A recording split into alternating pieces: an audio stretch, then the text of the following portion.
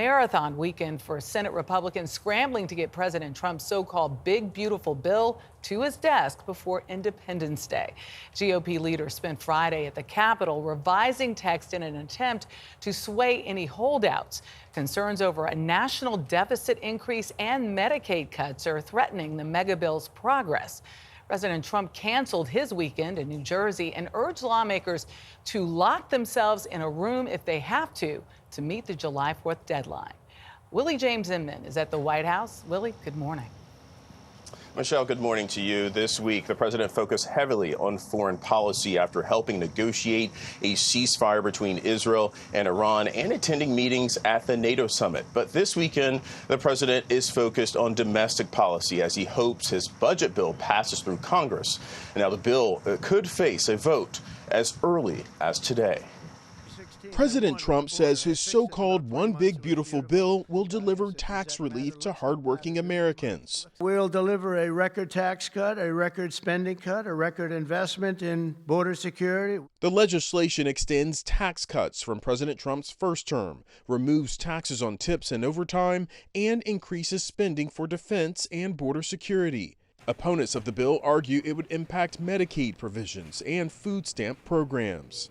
It's a disaster because it betrays Republicans' own promises not to cut Medicaid, not to cut SNAP, and the ACA. On Friday, the president urged Congress to send the bill to his desk before the July 4th holiday.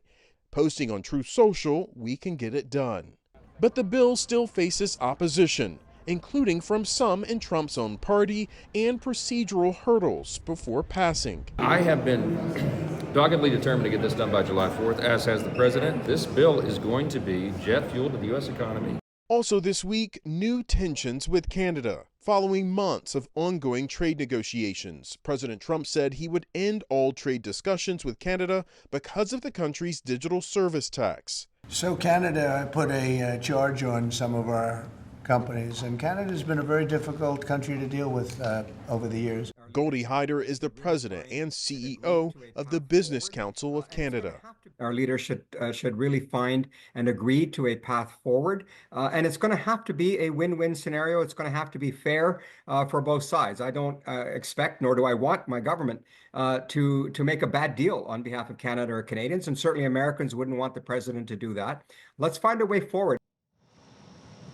President Trump said he would decide within 1 week what tariff rate to set on Canada. And Canadian Prime Minister Mark Carney said Friday that he will continue to conduct complex negotiations in the best interest of Canadians.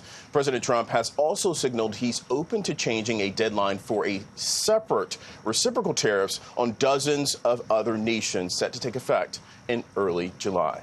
Dana? All right, Willie, thank you.